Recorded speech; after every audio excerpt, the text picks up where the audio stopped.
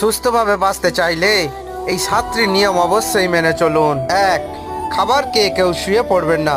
আমাদের একটা বদ অভ্যাস আছে, আমরা খাবার খেয়েই শুয়ে পড়ি। খাবার খাওয়ার পর যদি শুয়ে পড়ো তাহলে শরীরে অনেক রকম সমস্যা হতে পারে। ফোন বাম কানে রেখে কেউ কথা বলবেন না।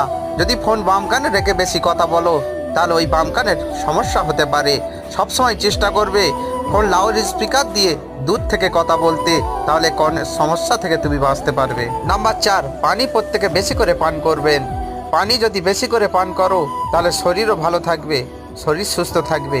আমাদের একটা বদ অভ্যাস আছে, আমরা দিনের বেলা কম পানি পান করি, রাতের বেলা ঘুমাবার আগে বেশি করে পানি পান করি। এরকম করলে হবে না, তোমাকে দিনের বেলা বেশি পানি পান করতে হবে আর রাতের বেলা কম পানি পান করতে হবে, তবেই শরীর সুস্থ থাকবে। আজ বিকেলে কেউ ভারী খাবার খাবেন না। ভারী খাবার যদি খাও তাহলে দেখবে তোমার মেদ জমে গেছে, শরীরে কষ্ট হচ্ছে, শরীরের ওয়েট বেড়ে যাচ্ছে, শরীর অসুস্থ